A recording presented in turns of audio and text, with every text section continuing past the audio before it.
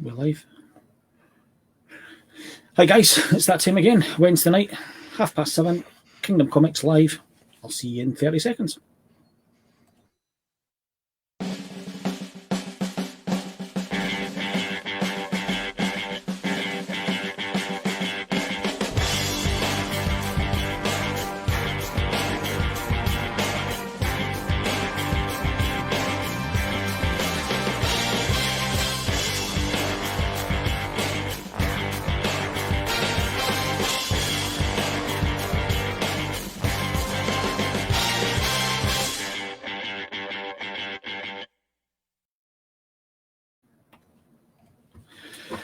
Hi guys, so it's 7:30 again, and we're back here with Kingdom Comics Live. Going to be a wee bit different this week because we're probably not going to be talking much about comics. That's because this week's guest is probably one of the guys I know who's got the best knowledge of board games, and is also the organiser of the Kirkcaldy Meeple Club. So without further ado, I'm going to introduce Mr. Gavin Scott. Hello. Hi Gavin, how are you doing? Hello, I'm fine, thank you. Good. So I usually have my sort of set questions when I get going, which is, what was your gateway comic, your 3 best comics and things like this. So obviously I know you're not a massive comic fan, although we contacted during the week and you've read a couple of comics for us. So we'll talk about games instead, because that's going to be your thing, and we'll talk about some other things a bit later on. Games, you love games. Where does this love of games come from? Was it, Polyconomy or Monopoly when you were younger? What was your gateway? Well, I've always been into fantasy and sci-fi. I was always, I have 2 brothers, but I was always kind of the geeky one.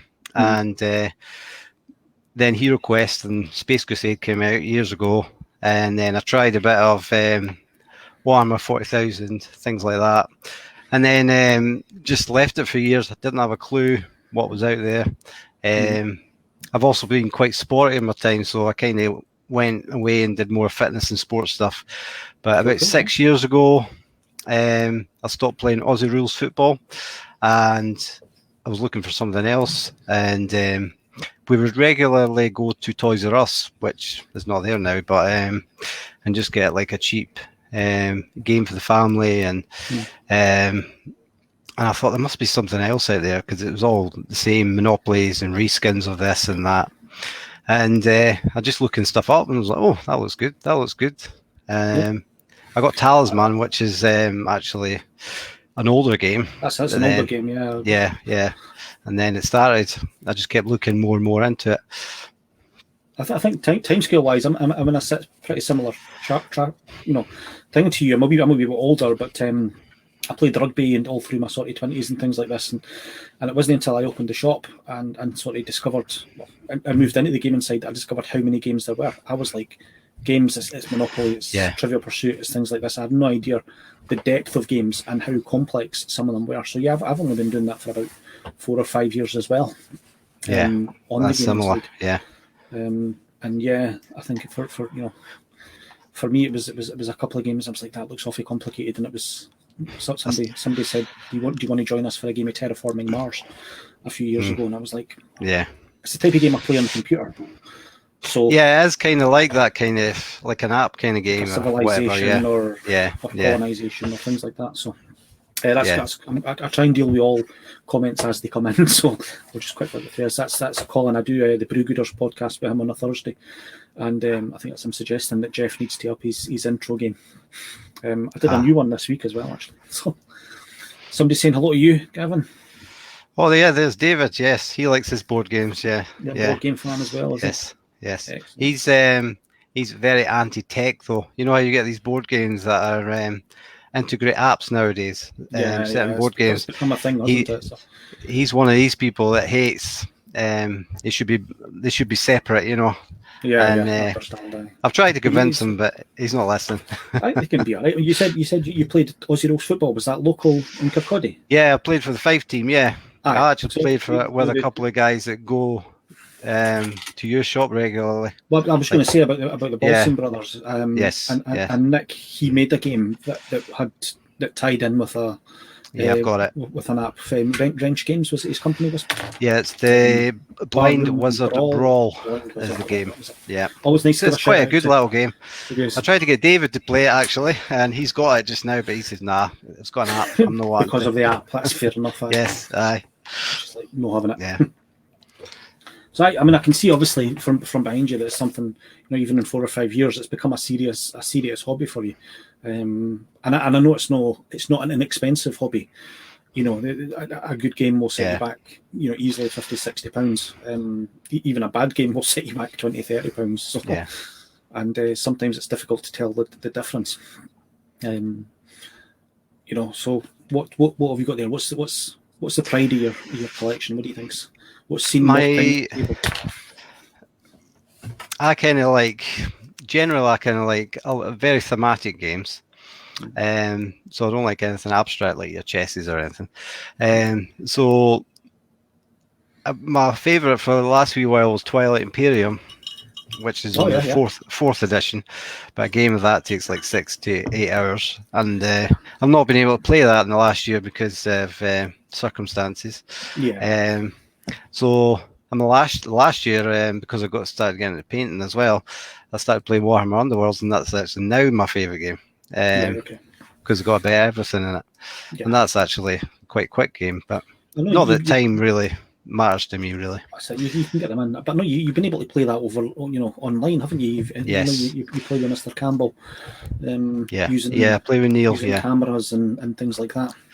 Yeah, I started playing with Neil with the camera, and then I've discovered that you get actually tournaments using the camera. They're not like real serious tournaments, but so I played like people in America and Canada, Holland on camera, which is great fun.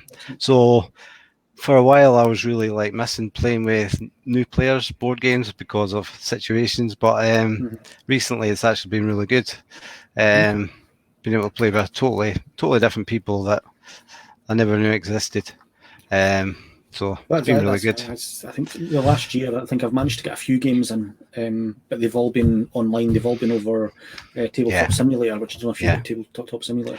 Yeah, I've got that as well. Yeah, been with the same sort of wee group of people, my brother and his sons and things like that I play with all the time. And the thing about Tabletop Simulator, I play it with my brother and sons, something like that every single time. At some point, somebody flips the table. And even if it's at the end of the game, it's just you should remove that as an option from the game. Yeah, I think you should only get to do it once you're finished, kind of thing. Yeah, just for a laugh. Yeah. I get really antsy about the etiquette of tabletop games, even though we're sitting in rooms miles away from each other. If somebody picks up a piece or moves my piece out of the way or touches my cards or something like that, it's like there's an etiquette to board gaming, and you don't touch another person's pieces or dice or whatever. I think face to face, people are generally quite. I found that as well with other people who tend to be at board games. They're really, really nice people. They're just like very welcoming and easy to talk to and things like that. I often tell my children that the best friends to have are geeky friends, because they just always seems to be nice, I would absolutely agree with that. Like you say, 90% of the people who come into the shop are geeks about something or other. I'm a great believer. I've said this for a while. Everyone's a geek in some way, and it's just what you're geeky about. And people, particularly in Scotland here, unfortunately, but there's a tendency to sort of look down your nose at somebody who's known to the same sort of thing as you.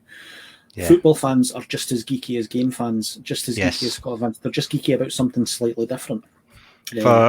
For a while, I was very geeky with football.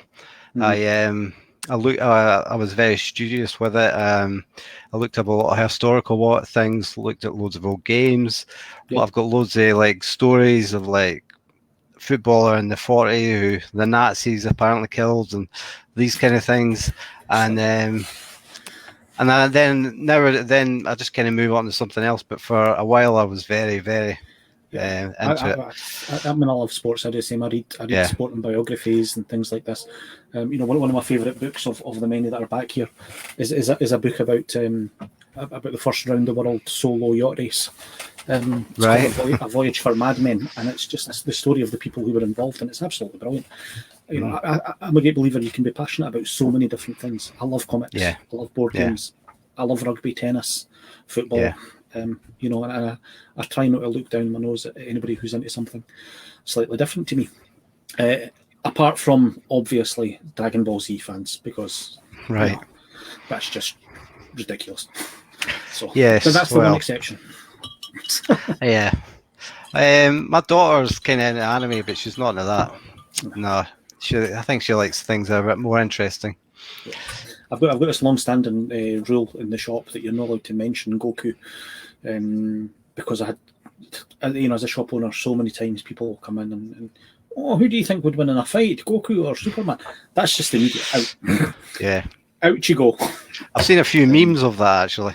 Yeah, of that or kind of One thing. Punch Yeah, Man yeah. or something like that. Become One Punch Man. The new Goku, but yeah. Oh, so you're not allowed either. One Punch Man. Actually, I didn't mind One Punch Man. No. I kind of, you know, refer to him as One Trick Pony Man. It's like you know, every episode of that's the same. It just ends up with one punch, hence the name, I suppose. But I've seen a couple of episodes, and I just thought that was a bit weird, a bit different. But I suppose they are. A lot of the anime are a bit different. They are. I mean, I'm not a massive fan. Like when anime is good, it's very, very good, and you know it can be like if you look at Alita or Ghost in the Machine or Ghost in the Shell or whatever. But when it's bad, it's just. And I'm aware that there's different types of manga and anime. You know, there's manga for boys and there's manga for girls, and there's manga for very young boys and young girls, and more adult stuff. And if you and sometimes if you know to the layman, it's impossible to tell which is which when you just pick up a book. Well, I always tell family people Studio Ghibli films are great for the kids. They really are. My kids got hooked on them when they were younger. Aye. Yeah.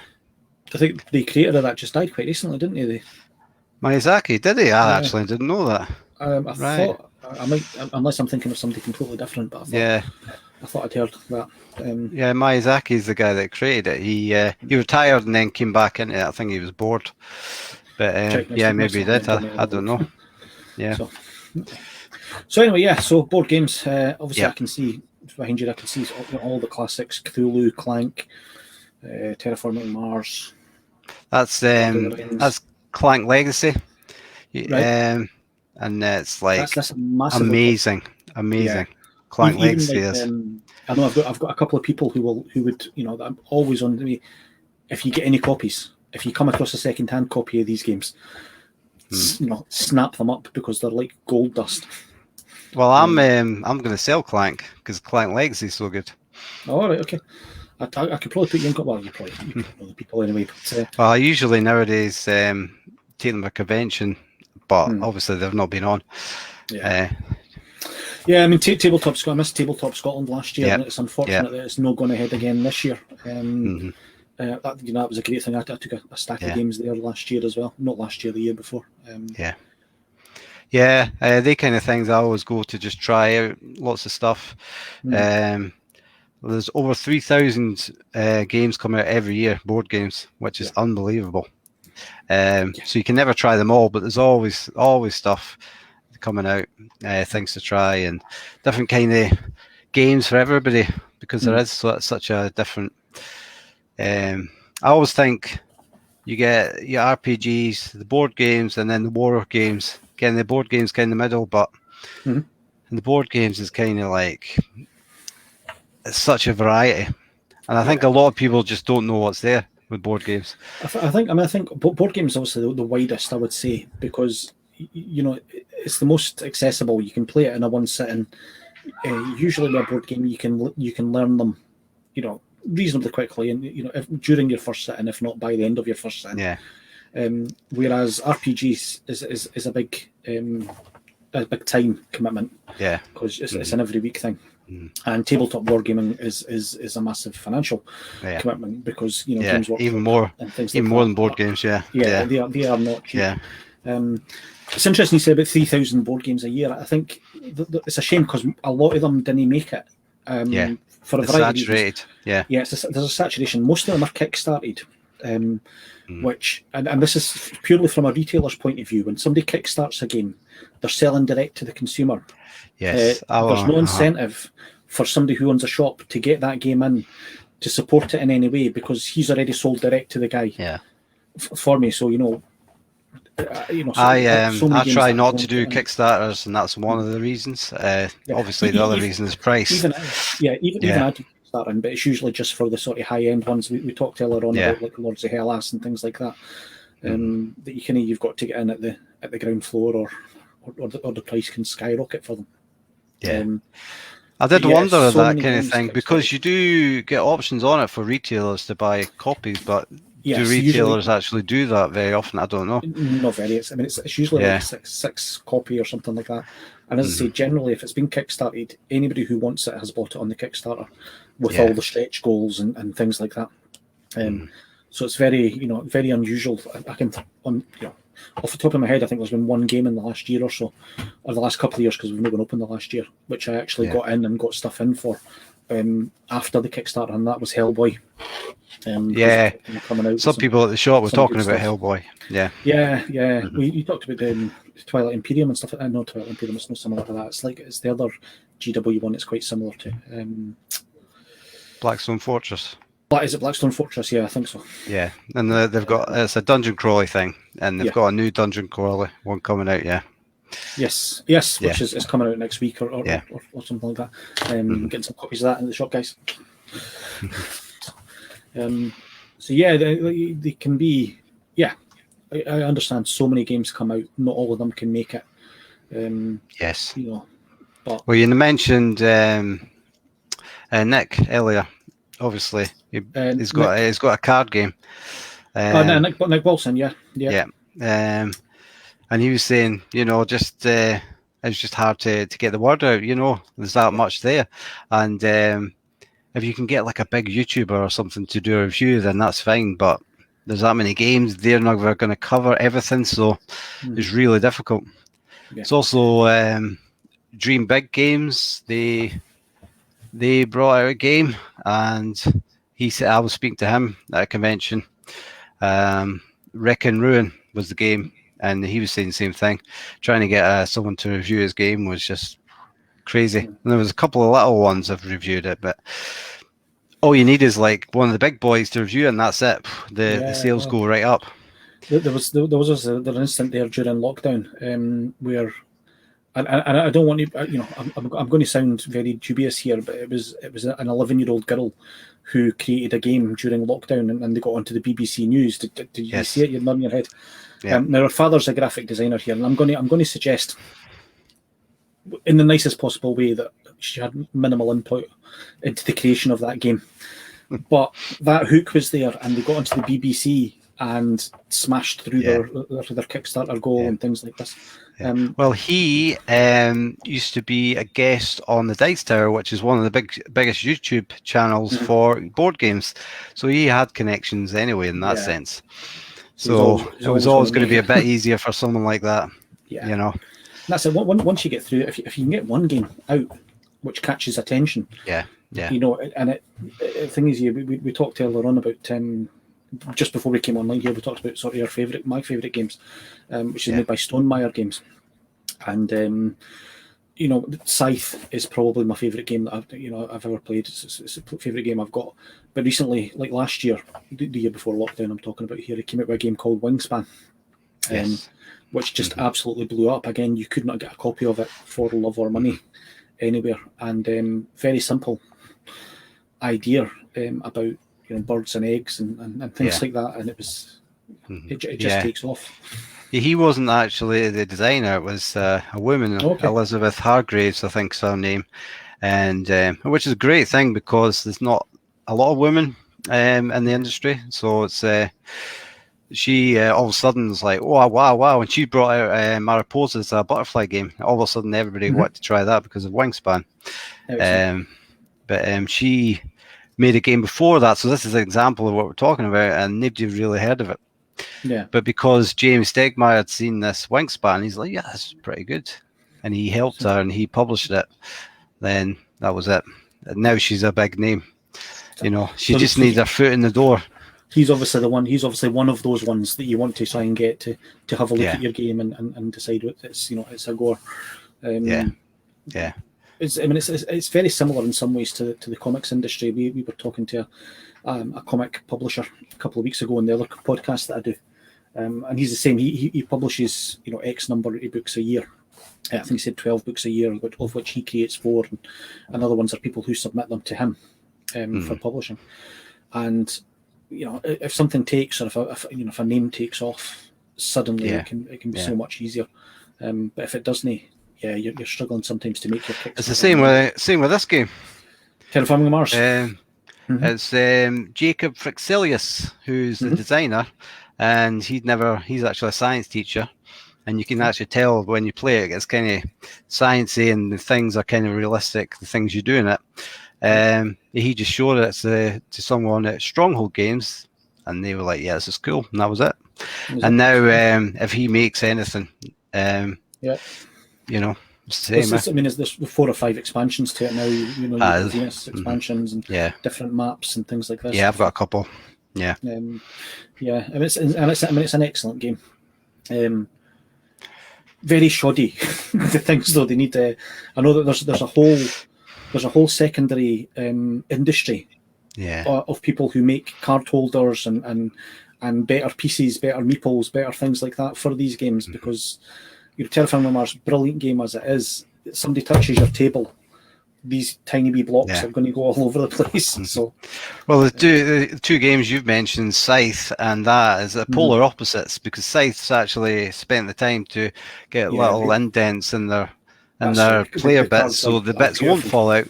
Terraforming Mars is just a thin bit of card, and but I refuse to buy any of the things because it's like, well, the game should have had it. Aye. I think you buy them for third party people, it's something people on Etsy or something like that. They've gone. You get cool stuff on Etsy. Just shout out to anybody who's watching. If you've got any questions for myself or Gavin, or you want to make any comments, just pop them up there. We deal with everything as it comes in. You're very quiet this week. It's usually busier than this.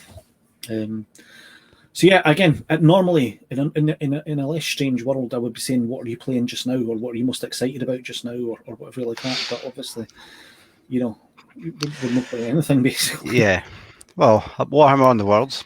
You got your new pack for them at the weekend. The Seraphon Warband. I've nearly finished painting them. A lot of things are excited to paint things. I've Douglas, who's obviously another regular to his shop, he decided recently to give up painting, and he gave me loads of stuff like paintbrushes, other paints. Some paints quite old, you can't get anymore, and I started painting some of his things as well. So, cool.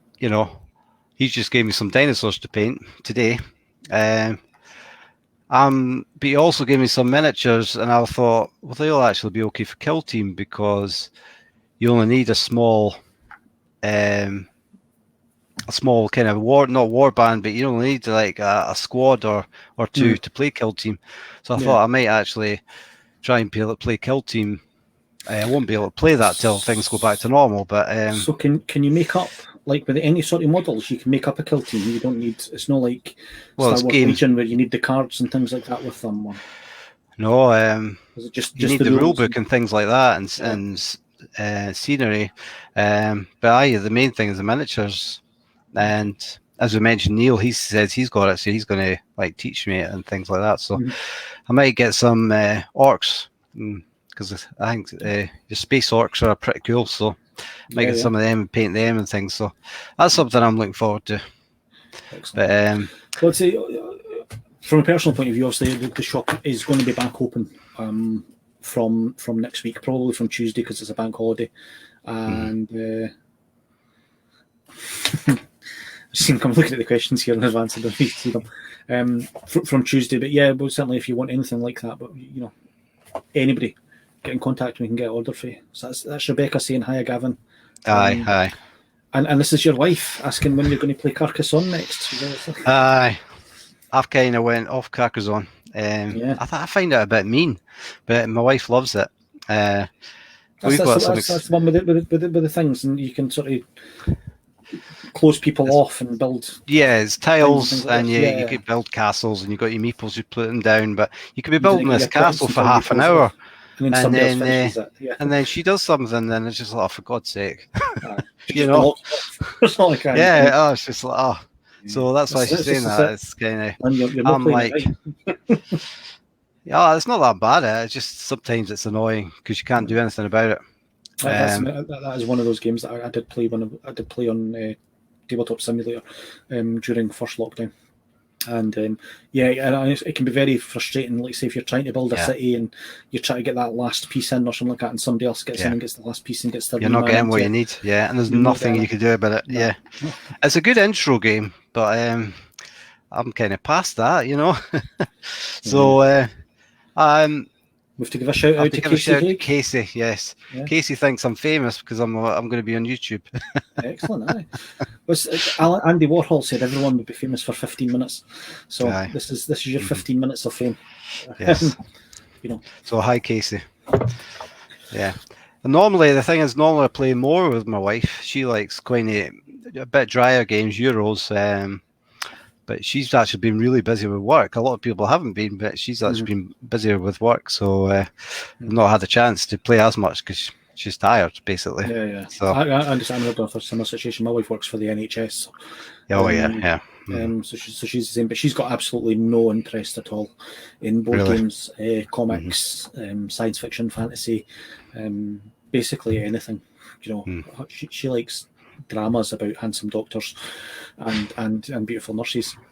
Lynn likes that too, but she just sometimes humours me. Sometimes. Yeah. I can get Gina to go and see the Batman movies when they're in, but that's about it. There's no other superhero I can get her to go and see. So I think Batman's one of the dullest. Yeah, but that's just me. Yeah, I just think he's a detective. That's it. Yes, and I'll be honest with you, he's not even the best detective in the DC universe. That's Ralph Dibny, Elongated Man, and that's a bridge that I'll die on. The greatest detective in the DC universe is one of its least famous characters. I've heard of Elongated Man, but I don't know. I think he managed to make it into one of the CW shows, either The Flash or Supergirl or something like that. He was in that. Great character in the comics, but he was always he was sort of he's always seen as like a poor man's Mr. Fantastic or Plastic Man, because he had a very similar power base. But his sin was he was a genius level detective. On top of that, but his Plastic Man was just a buffoon. So, but getting on to comics there, and I know this. That's fine. I don't want to lose you. So yeah, what's your favourite game then? I think I've said what's your favourite game. Well, what's your favourite? I've mentioned a couple, so I'll mention something else. My favourite Euro game. If anyone doesn't know what a Euro game, it's kind of like they tend to be a bit drier, and no fighting, not as much dice rolling, things like that. More logical. My favourite one of them is Anachrony. Don't know if you've heard of that one. It's no one I've heard of, no. Worker placement, but it's actually got a really cool theme. It's set in the future, and the worlds have been hit by a meteorite, but it's not destroyed yet. And you can kind of choose a faction, like a religious faction, or an industrial one, or a war one, and you've got your wee workers, but because there's so much wasteland, when you want to put a worker to the main city, you have to put them in a robot and send them out. So before your actual turn, you have to decide with your resources, right, what do I want to actually, how many robots do I want to activate, because it takes uranium to activate them. So it's really thinky, because you have to think in advance. You can also, there's time travel, so you can also borrow things for the future. So even if it's just something like, I want some plutonium, or I want an administrator, I could send someone back. And then later on in the game, if I pay it back, if you like, you get extra points for that. But you don't have to do that. And if you don't do it, then a kind of time thing happens, and it can muck up your board and give you negative points. I really, really like that game. It's really thinky. I'm not very good at it. But it sounds fascinating. It sounds super complicated, but it's not that bad. It's not. There's lots of parts, but each part isn't complicated really. You just put a worker there, it does that. You put a worker there, it does that. So I think from looking at, obviously I watch a lot of guys. We talked earlier on there about the sort of Daniel and his brother Nick. Yes, they're in every week playing board games, and I watch them. I think when you've played a few board games. You talked about kind of they're sort of built on the mechanisms of previous board games. So you find games which are very similar. That's why they're better now, yeah. Mm-hmm. Just sort of reskinned versions of previous games. Fundamentally the rules are about the same. So I think once you've been playing a few, you would say it's easier to learn games. Yeah, like what I mentioned, worker placement there. We've got game Stone Age is one of Lynn's favourites. And that's kind of a more basic one. So once you've played that, you send your wee Stone Age men to get wood, get stone, and then do these wee tasks. And once you've played that, then when you come on another worker placement, it's like you just send a worker there to get that thing. You know, it's you get to send a worker to get that, and they're very similar, so you kind of get the idea of it. I find this. I play a lot of computer games, and I play games like Dawn of Man, or which is similar to what you said. It's a Stone Age thing where you've got to gather stuff to build things, and then Banished, and then Depraved, and Banished is set. This is exactly the same game, but it's set in like 17th century Europe. And Depraved is set in the Wild West, but it's fundamentally the same. You find stones, you find wood, you build houses, you build bigger houses, you build something to keep your things, you build bigger buildings. Computer games are exactly the same. There's a similarity to many games that come out. And it feels sometimes like they're like if a game's been massively successful, they're trying to catch the same lightning in a bottle again. Just try to get off the back of it. Well, they know that games are. Yeah, people like that kind of thing, so they kind of like they'll sell it on that point. They'll basically say this is this kind of game. A big one just now is deck building, but not the deck building in terms of Magic the Gathering, where you build your deck beforehand. The deck building is your deck in the game. And more and more of them are coming out all the time. Living card games are massively popular for the moment, and the deck one, the what's the one that came out? Keyforge. Aye. The randomised one. Yeah. Aye, and you can't build the desk. There's no meta thing. You've got to take the deck that you're given, and that's massively popular, and obviously the thing with it, but they're not keeping up with that enough. What happens is a new set comes out. It's massively popular for about 4 weeks, 5 weeks, and then nobody plays it until the next new set comes out. Whereas Legend of the Five Rings is sort of a living card game, and it comes out every 3 months you get a new expansion, and every 6 months you get a major expansion or something like that, and that sort of is played very, very regularly. So no. Well, the Warhammer Underworlds also does that. That's because, like I said, it's got a bit of everything. So the card part is building your deck beforehand, and like the Seraphon Warband has got its own cards. So you go through them all. They actually get apps on your phone now. It makes it easy. You can do it on your phone first, and then physically put it together. And so it's got the miniatures part, but it's also got the card part. Building your deck, and there's like over 30 warbands now, so they're all different, and so to say other games which are built on similar lines, obviously the Games Workshop have done that. They've came up with it. Fantasy Flight Games then will say, well, their IP is that they own is Star Wars, so they come up with Legion, which is in a very similar vein. You buy the characters, they've got the cards, you build your, you've got so many points to spend. And you build it and you put it out. So there's certainly a similarity there as well, I think. They're very popular at the moment. And they're not as much. I mean, they're still quite expensive games, but they're not as much of a cash sink as, if you want a full 40k army or two 40k armies, or plus Age of Sigmar, plus they're crazy money. To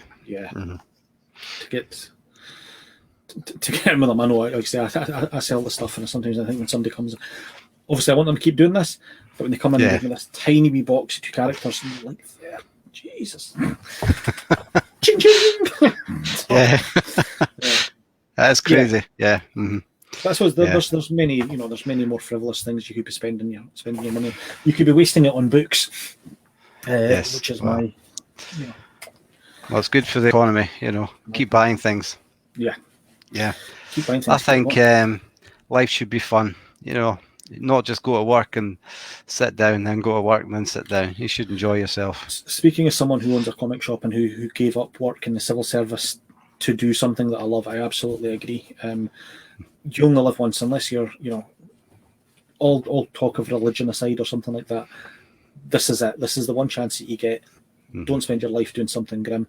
Do something you enjoy, and spend your spare time doing something you enjoy. Yeah. You'll be a long time retired with nothing to do. So, enjoy it all you can. That's great. That's great talking about games. Anything else that you're interested in? What have you been up to during lockdown? What have you been reading? What have you been? You talked about science fiction, fantasy. You still a big book reader, or? I used to, not so much now. I get tired too easy now. I just fall asleep. So it's more on there. Yeah, it's more like on the TV, programs and movies and things. I think I've got an Audible account for when I'm on the bus to work, and I can get through a book in a week or so on Audible. But TV. Yeah, I used to. Yeah, that's when I read Lord of the Rings and things like that. When I used to go to university on the train or the bus. Yeah, I used to read through all that kind of thing. Yeah, instead of studying. All through the 90s, I don't drive even to this day, so I've always spent like an hour on a bus twice a day, morning and night. So, I get through so many books. Massive. Peter Hamilton's my favourite science fiction author. That's the average thickness one he has. And it's just spent a lot of time reading. These days, I can't read these books because even with the reading glasses, I struggle with it, with how small the thing is. Now, I don't know what it is. It's like somebody's came in and adjusted all the books and made the writing slightly smaller as the years have gone by. Very strange. But I do have a Kindle these days that I can... you can enlarge it. So. Yeah. But yeah, I'm the same as you. I spend most of my time these days getting my thing from other sources. Yeah. We're in a golden era of TV and movies. If you're a science fiction or fantasy fan, so what have you been watching? Tell me all about it. One of my favourites is The Witcher. I played Witcher 2 and 3, the video game, and so when I had Henry Cavill also really liked the video game, and he wanted to be in the Witcher as Geralt. I was extremely excited. Henry Cavill is like the king of the geeks. I don't know if you've seen that before. Yeah. He built his own gaming computer to play like Cyberpunk and The Witcher and stuff like this. When he's not doing that, he's painting Warhammer miniatures and playing World of Warcraft online. He's pretty damn cool, isn't he? Yeah, he really is. And if you ask my wife as well, he's not unpleasant on the eye. I would know. I would know that. Yeah, he's a very popular lad. Yeah. I think he did really well as I expected because he was into the part. Read a wee bit of the books. Source. Yes, he said he'd read the books. He understood the source material, not just most people like me. I've not read the books. I've played the game and that's all I know. From it. I've read 3 or 4, and they were okay. Yeah. And I was thinking that when I was watching, I was like, this bit shouldn't happen yet and things like that. But then I didn't realize it was a time thing going on. Yeah. So it's it makes sense now. Yeah. I think it took us all a few episodes to get that. I think there was a scene where you saw there was a picture of the kids. The guy who grew up and wanted to marry his own sister and locked her away and stuff like this. Yeah. And that was when I worked it out because they passed a painting of the kids, and I'd seen them and seen a few years ago, and I was like, something's going on here. I think that is the very first story in the very first book. Is the bit where he fights that I can't remember what you call it because it's all different names and that the Striggs something. But anyway, that's the very first story when he nearly kills him. The first, I'm aware of them. I know the first book or the first couple of books are sort of short stories telling of his adventures, and then the last 3 are this massive arc to do with the Wild Hunt and things like this. Yeah, and things like that. Yeah. So season 1 did very much feel like it was as most TV shows are. Season 1 can sometimes be just about establishing characters, establishing plot lines, and things like this. And obviously, he met her finally in sort of the last scene of the last episode. So I think they've just wrapped up shooting for season 2 of that. So that's sort of into post-production now. You'll be excited for that coming back, I take it. Yeah, I can't wait. Yeah, I'm interested to see what they do. Yeah, because they do something slightly different. So just wait and see. That'll be really cool. So we're going to have some extra characters in this time, I believe. Yeah, I believe Jason Momoa has signed to play another Witcher. yeah. And we're also going to have who was his sort of mentor? His mentor. The Witcher? What's his name again? Is it Vesemir? Vesemir. Something like that, isn't it? Yeah. And he's a bit older and wise. Yeah. Mm-hmm. Yeah, but set in his ways. But there should be good interactions with him and Siri as well. So, because he's normally just reacts with boys, so having a girl to deal with, I think it'll be actually could be quite funny. I can imagine them put a bit of humour in. Cool. Yeah, I'm looking forward to it. Like I say, I think I've played a bit of The Witcher 2 and quite a bit of The Witcher 3, but never actually completed it because that game's just massive. It's just And I love RPGs, and I can't help myself. I get distracted and go away on tangents and try and do every wee thing. I think it's the best game ever made, but I haven't played as much probably as you. That's very I've no like I don't know, maybe I think I'm up to something like 40 or 50 hours. To that. But I completed it twice. Yeah. Aye, and I never completed it. So, but for CD Projekt Red, their more recent games, Cyberpunk. I got that and I finished that in about 35 hours. I've got the old, a lot of the side quests. I've got the old PlayStation, so they say that doesn't really work on the old PlayStation 4. You've got a PlayStation or a gaming computer. I've got it on a PC. So. Yeah, I'll have to wait. Yeah, I'm usually patient with these things anyway. I'll never get a video game when it first comes out. I always wait a wee bit. They're too expensive. I did buy Cyberpunk when it first came out because I've been waiting for this game for a long time. But yeah, great, best game ever. I don't know. I would think I would disagree slightly because there is a game that I've put more hours into, and again completed and done, and there's more available to do as well, and that's Skyrim. For very similar reason. The only thing is, the combat in The Witcher is far superior. That's what I was about to say. Much just a bash and things like this. Yeah, that's what I was about to say. I didn't like the combat at all. Yeah, the combat was very basic. You can get away with the combat in Fallout games because a lot of it's shooting. Yeah, but in Skyrim, when you're going up with your sword, hitting nothing, that just felt kind of weird. Well, I generally would find myself like tanking out my stealth skills and doing a lot of sneaking about and shooting bows and stuff like this. I'm a massive fan of Assassin's Creed games. My next sort of favourite game. Actually, I'm on record as saying my favourite game of all time was Assassin's Creed Odyssey, which again I've been told to try that. Yeah, it's great, and that'll work on your PlayStation, no problem at all. Yeah. So I've got that right here, mate. If next time you come down to the shop, I'll give you a line of that. I've got that on the shelf back there. Odyssey, yeah. The new one's supposed to be good as well, but I hear Odyssey is especially good. Odyssey is especially good. I got Valhalla. And it's good, but it's not as good. Odyssey was brilliant for me. So I do play a lot of my only thing is I don't like sneaking a lot. I like just going in. So that's the assassins. That's it's all about sneaking. So if you can get away with playing it and just going in, then I'll be fine. But if you have to sneak, then no. You can tank it, but you have to play it slightly different. You have to max out different characteristics. Oh, that's what I would do then. Yeah. But you can tank it definitely. That's what I did with Cyberpunk. There's all sorts of net runners and sneaky areas and things like this. Yeah. What was I going to say? That was the two of your daughters. Is that your daughter? Yeah, it's one of them. Yeah. Should be calling your dad Gav. That's because that's my stepdaughter. So Fair enough. So that's what she calls me. It's like Fallout 4. I got really annoyed with Fallout 4 because it says you can play it whatever way you want.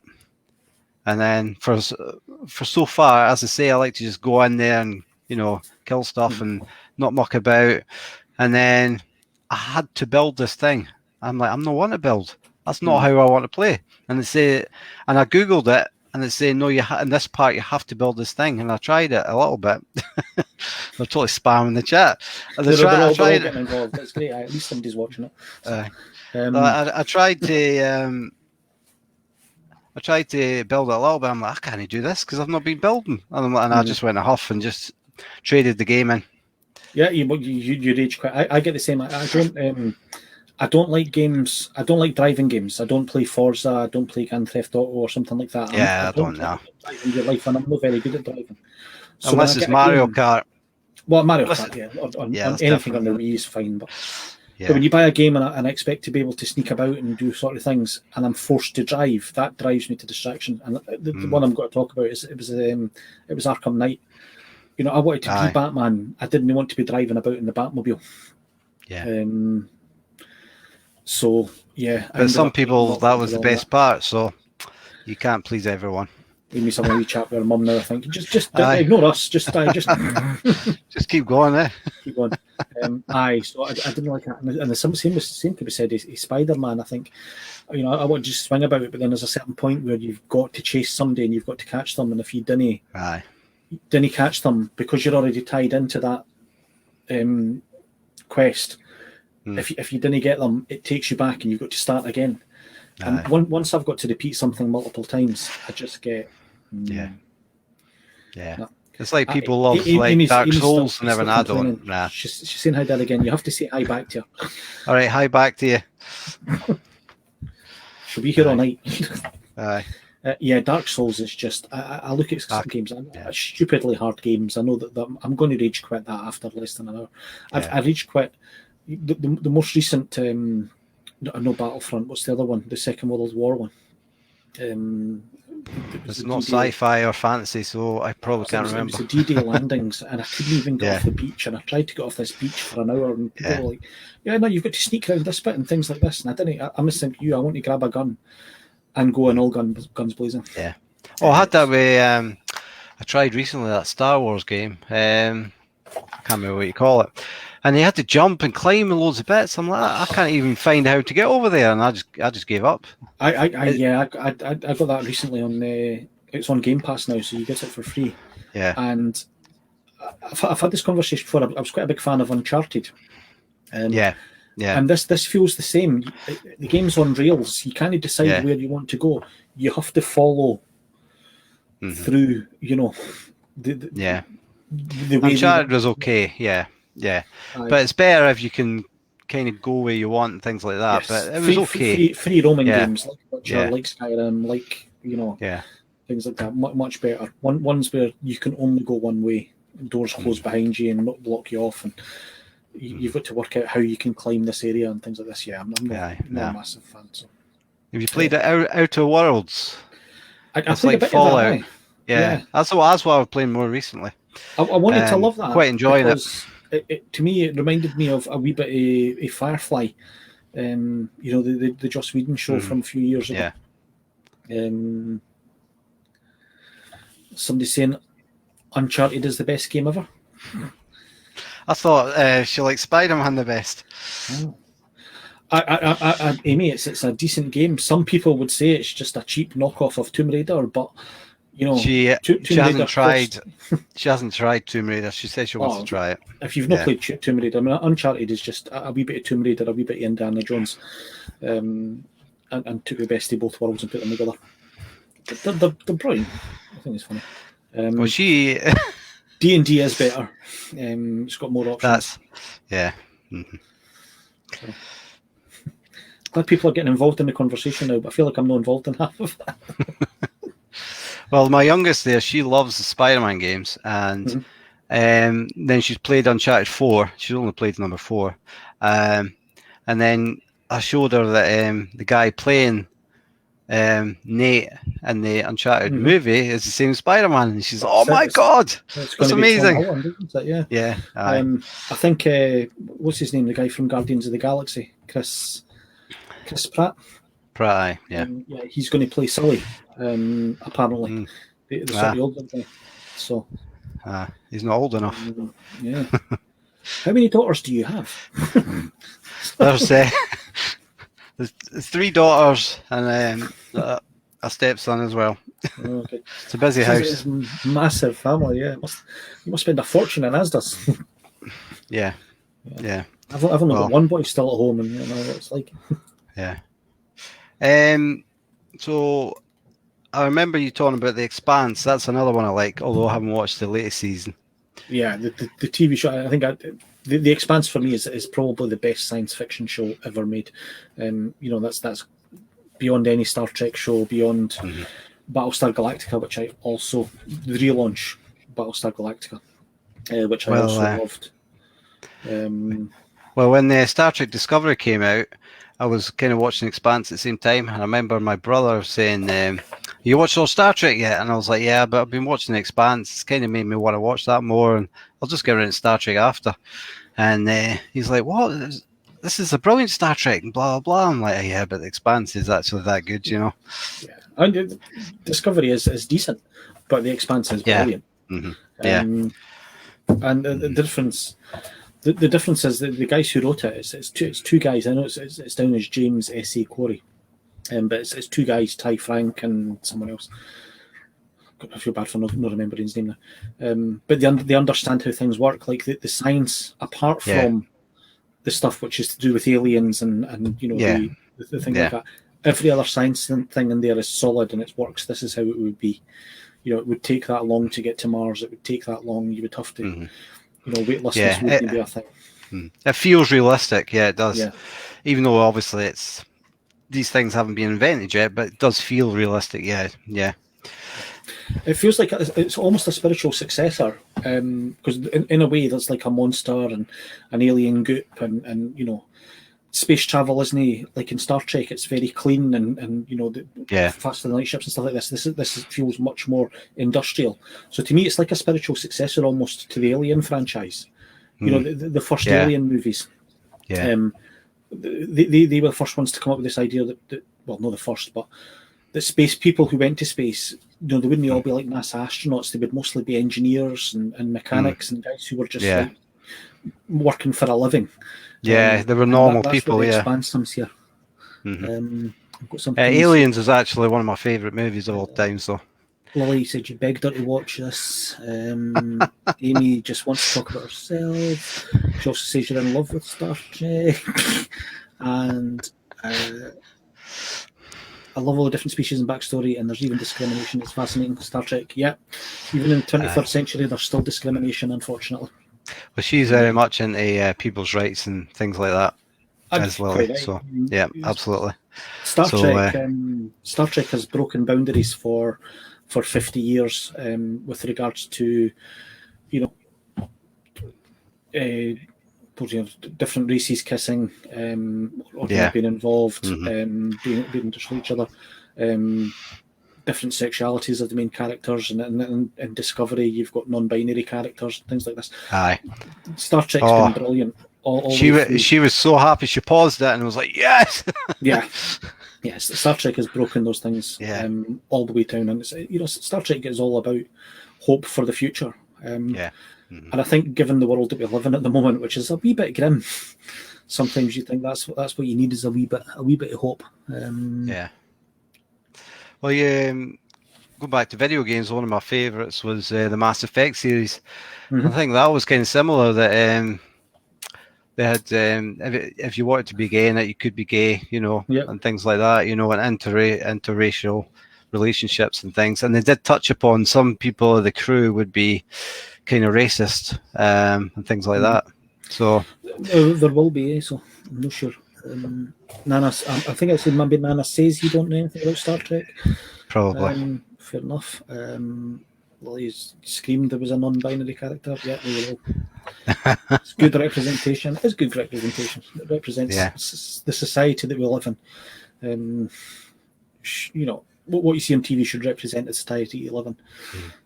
Have you seen what do you call it? Carnival Row? That's on Amazon.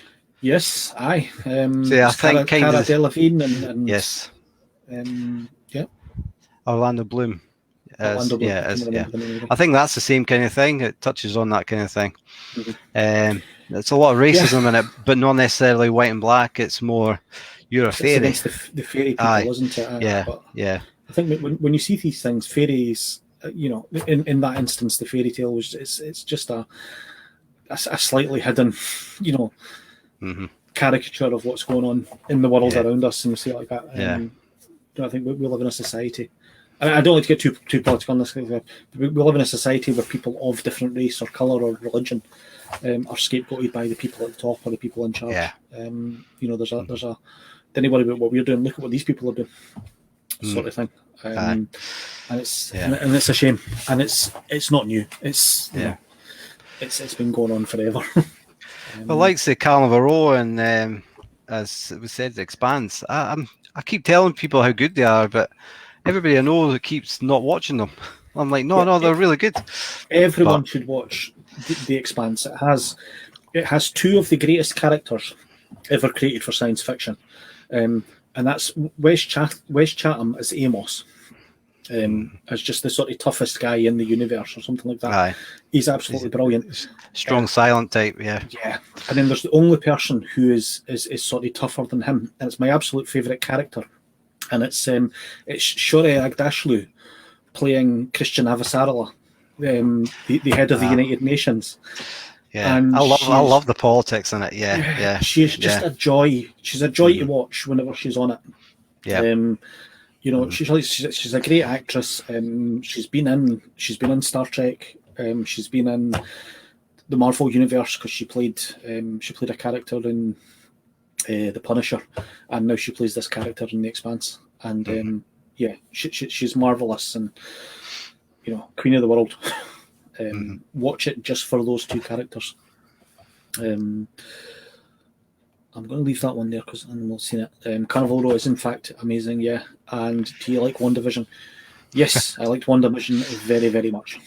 I watched WandaVision just in the last week because I thought it might come up, and everybody's been watching WandaVision. So let's watch WandaVision. Did you like it? Yes, I did actually. It was very, very cool the way they did the story. It was so slow at the beginning, but deliberate, and you're kind of racking your brain. What the hell's happening? Yeah, but try watching that when you've got a week between episodes to think about it.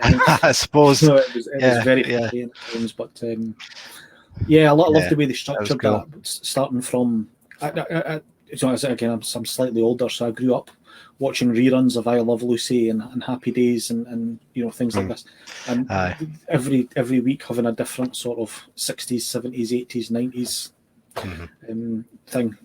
It's very clever. It was very clever. It really was very clever. Yeah, and they've managed to take on the story. That's going to be massive going forward in the Marvel universe because I believe Scarlet Witch, Wanda, is going to be a massive character in Doctor Strange and the Mountains of Madness. And it has to be said as well. Yeah. Catherine Hahn in WandaVision as Agatha Harkness was an absolute joy. She's another one like Shuri Agdashlu. She steals the scene in every single thing that she's in. I loved, I used to love her in Parks and Recreation, and she was just a recurring sort of character. But yeah, she was just absolutely brilliant. Some conversations here. He watched it with me. It was torture for him. You sound as if you enjoyed it. I did enjoy it. I hope they do another season. I'm not convinced they'll do another season. I think the next season is Doctor Strange, obviously. Yeah, Doctor Strange. But there's some great shows coming on Marvel. Obviously, Falcon and the Winter Soldier's out now. There's a Loki show coming soon. Monica Rambeau from WandaVision is going to be in Captain Marvel. So, yeah. I'm looking forward to Loki one. I like Loki. Yeah. Tom Hiddleston, again, he's an absolute joy to watch in whatever he does. And again, I like sci-fi, so I kind of tend to like the Marvel ones that are kind of more spacey. Like Thor Ragnarok's my favourite. And I like Guardians of the Galaxy, things like that, Thor Ragnarok. It was just they'd made 2 Thor movies which were too serious. Kenneth Branagh did one of them. For goodness sake, and I think when they came to the third one, they wanted something completely different, and Taika Waititi was just absolutely the right guy to see him. I don't know if you probably will have seen it, but he did a movie which is they've spun it off into a TV show now called What We Do in the Shadows. No, I haven't seen that. The movie is about basically 4 vampires sharing a house in Australia, and they argue about who's got to do the dishes and things like this, and it's just. It's the funniest movie. From that moment, I knew that the guy, and Taika Waititi is in it and wrote and directed it. And from that moment, I know he's a genius and he's going to do big things. But yeah, I never expected. Is he from New Zealand or something, isn't he? Yes. Yeah. Yeah. Actually, was maybe set in New Zealand. I remember who he is now. Yeah. The guys who were in it were the 2 guys from Flight of the Conchords were in it, and.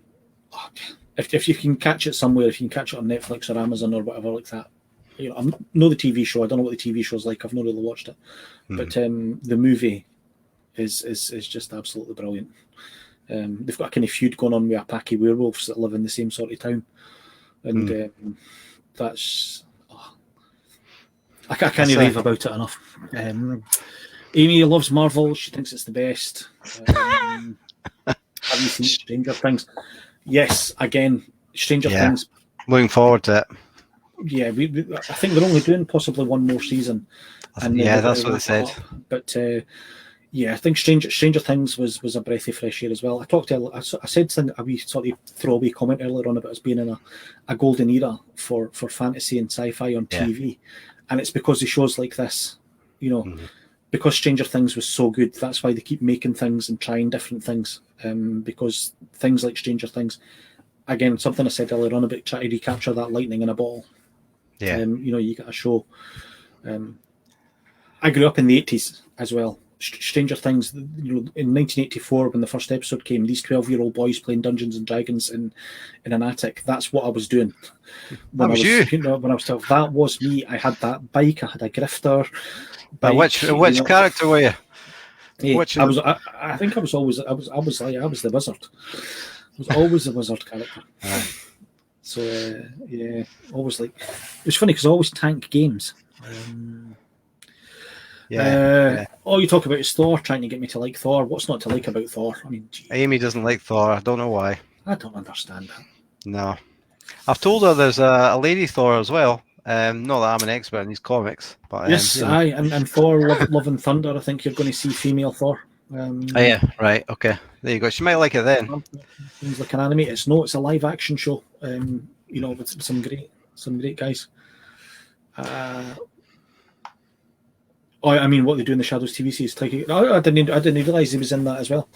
I know that they had different people into it and a couple of different ideas. I'll have to give it a go. It's supposed to be pretty good, but I'm so blinkered by how much I love the movie that I kind of didn't want to, watch any other renditions of it. There's that much other things to watch as well. This is true. Like I say, we do. Yeah. There's a new Shadow and Bone. I think is going to be the next big Netflix thing, based on the young adult movies. Marilyn's just completely wrong.